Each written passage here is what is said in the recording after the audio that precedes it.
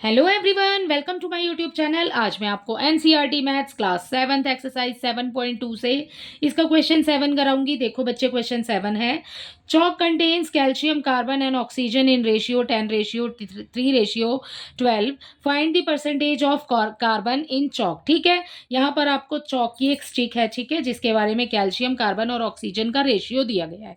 ठीक है बच्चे, सो हमें यहाँ पर कैल्शियम का रेशियो कितना दिया गया है, वो दिया है हमें 10, कार्बन का कितना दिया है, 3 दिया है, और ऑक्सीजन का 12 दिया है। ठीक है बच्चे, कैसे इसको देखेंगे, देखो कैल्शियम पहले है तो यहाँ पर 10 हो गया, फिर कार्बन नेक्स्ट है और ऑक्सीजन उसके नेक्स्ट है। ठीक है, find the percentage of carbon in chalk. आपको परसेंटेज फाइंड करना है बच्चे कार्बन का, कि चॉक की स्टिक के अंदर कितना परसेंटेज है चॉक का। ठीक है, देखो बच्चे कैसे फाइंड करेंगे इसको। यहाँ पर हम सबसे पहले, ये ऐसे क्वेश्चन हमने पहले भी किए हैं, इसका सॉल्यूशन नंबर हम कर रहे हैं बच्चे 7, इसका फर्स्ट पार्ट कर रहे हैं। यहाँ पर देखो, सबसे पहले हमें जो भी रेशियो में दिया गया है ना, हम उसका कर लेते हैं सम।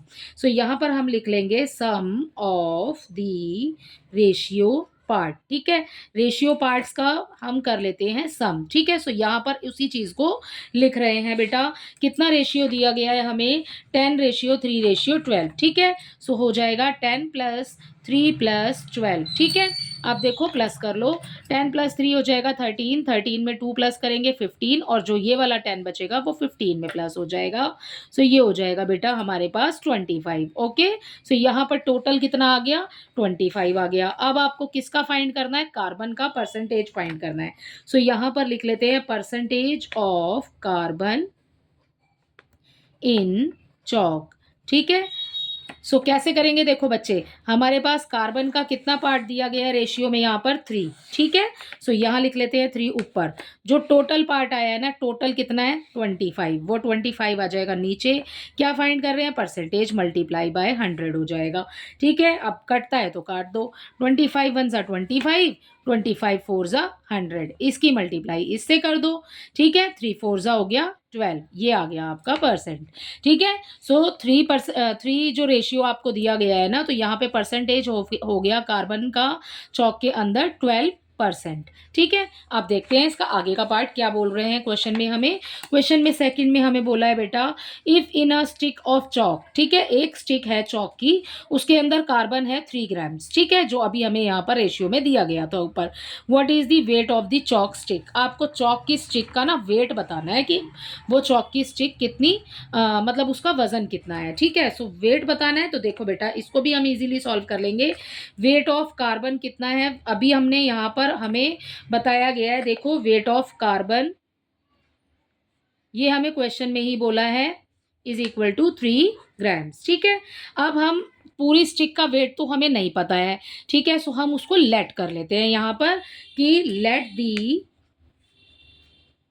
Weight of the chalk stick. Chalk stick का वेट हम कितना लेट कर लेंगे बेटा, उसको x लेट कर लेते हैं हम। ओके, अगर अब आगे देखो, हमें यहाँ पर हमने 3% का, सॉरी 3 रेशियो में जो आपको दिया था वो कितना निकाला, 12% निकाला उसका।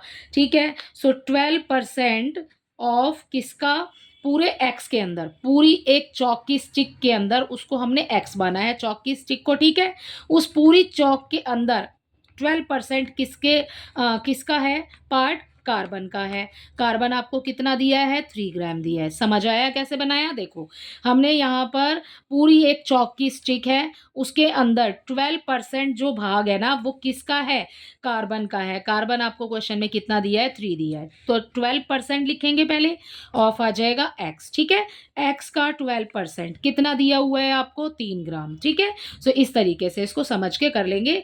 ओके, अब देखो 12% है, इसको कैसे लिखेंगे, 12/100 हो जाएगा, यहाँ पर मल्टीप्लाई का साइन आ जाएगा ऑफ के लिए। ठीक है, x की जगह पे आपने x लगाना है, इक्वल आ जाएगा 3। ठीक है बच्चे, अब आपने क्या फाइंड करना है बेटा, x फाइंड करना है। x किसके साथ है, इस पूरे नंबर के साथ है ना भाई, 12x/100 है, तो x को ले लेंगे आगे। अब देखो ये अपॉन में है, सो क्या करेंगे ना, ये वाला नंबर हो जाएगा हमारा उल्टा। ठीक है, सो ये आ जाएगा यहाँ पर 100 ऊपर हो जाएगा, ये वाला 100, इसकी मल्टीप्लाई इस वाले 3 के साथ हो जाएगी, अपॉन में आ जाएगा ये वाला 12। अब कैंसिल कर दो, बिल्कुल ईज़ी हो गया, 3 1 ज़ा 3, 3 4 ज़ा 12, ठीक है? सो ये आ गया हमारे पास में 100/4। अब इसको फिर से कैंसिल कर दो, ओके? सो फिर से कैंसिल करेंगे, देखो 4 के टेबल से कैंसिल हो जाएगा, 4 1 ज़ा 4, 4 2 ज़ा 8, इसके पास जो 2 बच गया वो आगे शिफ्ट हो जाएगा, 4 5 ज़ा 20, ठीक है? सो इसका आंसर आ गया x, मतलब हो गया आपके पास 25, ये हो गया 25 ग्राम, ठीक है? सो ये हो गया आपके इस वाले क्वेश्चन का आंसर। आई होप ये पूरा ही क्वेश्चन आपको अच्छे से समझ आया होगा। Thank you.